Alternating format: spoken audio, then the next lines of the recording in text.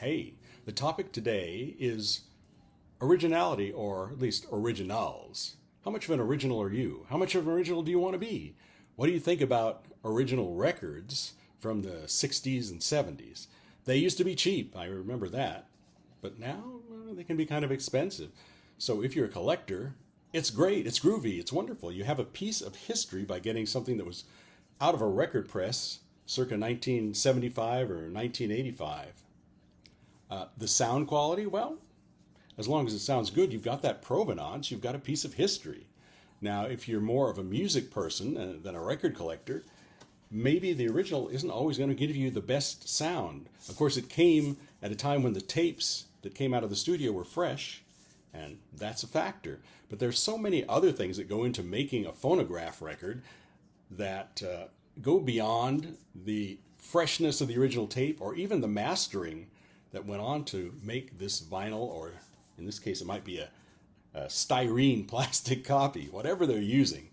But I'm going to go through my foggy memory of when I was learning the record business back in the 1980s, and from some reading on this thing called the internet, and kind of go through the process, and then you can figure out what compromises came out even back in the 70s and 80s when they were thinking about AM radio and how things sounded then, and whether you might want to weigh if an original is going to give you the most enjoyable sound, or maybe a reissue can do something better. Anyway, we're going to take a little tour of the record making process right now, or soon. I'm going to begin with a description of a typical recording session for rock, pop, or jazz music, and I'm going to kind of rush through this because I really want to talk about the record making process, not so much the recording process. But just to refresh your minds, I'm going to say, so we start with the microphones, setting them up around the studio, choosing the right kind of microphones, whatever the engineer thinks will work best, and putting them in the preferred locations. Then they record the musicians performing the basic tracks, and it goes onto a 2-inch magnetic tape if it's analog recording, or a digital recorder if it's digital recording. Complete the recording by doing another session, or maybe more than one, to add or replace vocals, extra instruments, background voices, etc. That's the overdubbing process. By the 1970s, the engineers would have probably 24 or 32 tracks to work with typically, with each track taking up a fraction of an inch on that 2-inch tape I mentioned. Now, if they're using modern digital recordings, there is no tape anymore, and the tracks are only limited by system memory. Once the recording was done, the multi-track tape would be used as a source to combine or mix the tracks down to stereo for consumers to be able to play on their home and mobile stereos, because most of us listen to 2-channel stereo at home, right? This is where sound levels of the voices or instruments on different tracks are determined. Tonal quality can be altered for each track here as well, and special effects can also be applied. This finished 1/4 inch wide stereo tape, it's narrower than the multi-track, that is considered to be the master tape once the mixing is all done. Sometimes this tape is duplicated in case something mighty bad might happen to the original. We hope not, but the duplicate is called a safety master, and it goes into storage. Now, I'd like to take a sidebar and talk about the difference between analog and digital recording, because it's something that confuses some music fans and regular people too. Magnetic tape is called an analog medium because it is made up of tiny metal particles that are arranged in a certain order by an electrical signal. That signal comes from the sounds picked up by the microphones in the studio. The arrangement of those magnetic particles is analogous to the original and is used to create a new electrical signal. The recorded sound is not identical, but it should be very true to the original as collected by the microphones, except for the artistic twiddling of the producers, but that's another story. The signal was shaped by the original sound waves, therefore the recording technology is analog. The signal is analogous to the original sound. In the case of digital recording, the studio sound that the microphones pick up is converted from an electrical signal to digital data in a process that measures the signal tens of thousands of times a second in a process called sampling. The data is then written to a file. Ultimately, another process uses the sample data as a guide to reproduce the original sound waves. The sound is recreated from a very accurate description. Each time an analog recording goes from one tape to another, there will be a slight loss of fidelity to the original and an increase in noise. These are problems inherent to the magnetic tape medium. The extra noise and distortion added in the copy process can be minimized, but it can't be completely eliminated. Digital recordings can be duplicated without any loss in fidelity or added noise. You might think of analog sound reproduction as you would a photocopy of a document. When you duplicate a document, you should clean the copier glass, and the original should be typed on clean, flat paper if you want to get the best results. No matter how careful you are, the copier will pick up and reproduce some of the paper texture, and it'll lose some of the sharpness that made the typed letters of the original so distinct. If you copy the copy, those same losses of quality occur again and they'll multiply. You can think of digital sound reproduction as completely retyping the original document by someone who took very careful notes of the words, spacing, and punctuation of the original. They can type other copies in the same way without a loss of faithfulness to the original. All right, let's step away from the sidebar and get back to the actual story here. The master tape, when completed, will either go to a different department or another facility entirely. It will then be entered into the mastering process, where many steps will produce a finished, high-quality phonograph record. The concept of high quality depends on many factors. The mastering house or mastering department of the record company is really the beginning of the manufacturing process. The mastering engineer plays the 1/4 inch tape on a reel-to-reel machine. Most of these tapes are created at a speed of 15 inches per second. That's how fast the tape moves through the player. At 15 IPS, enough of the important details of the music are captured and preserved to make a very true-to-life recording while keeping the background noise, which is heard as a steady hiss, at a low level.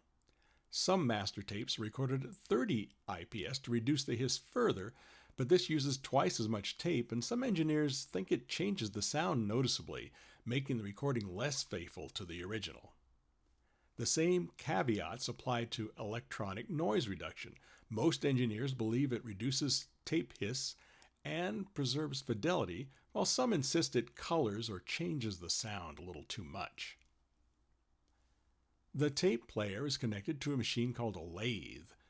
In a digital process, the tape player is replaced by a digital to analog converter, but it still goes into the lathe. The lathe uses a cutting head to carve a pattern, determined by the sound of the master recording, onto a lacquer-coated aluminum disc, or aluminium for our friends in Europe, and that's called a blank. Artistic decisions are made during the mastering process. The tonal quality can be altered by adjusting the overall frequencies. That's equalization, or EQ. The dynamics can be adjusted as well by reducing the differences between the loudest and softest parts of the recording. That's compression.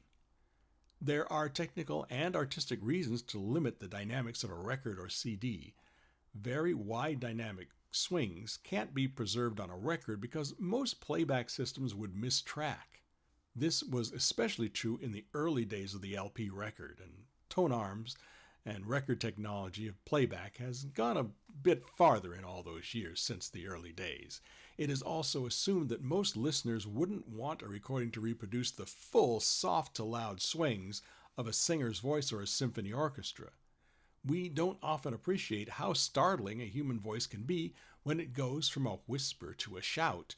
So singing voices are usually restricted in the original recording session by a device called a limiter. As the lacquer-coated aluminum blank revolves under the blade of the cutting lathe, the geometry of the cutter is adjusted every 1/4 turn in most systems of 1970s and 1980s vintage. Columbia Records developed a system that used computer technology to constantly adjust the cutter, and they called it the CBS Disc Computer. Catchy, huh? It was supposed to be more accurate. Once the lacquer has been cut, the lacquer material will start to change shape as it cools, so it should be electroplated with a thin layer of metal as soon as possible.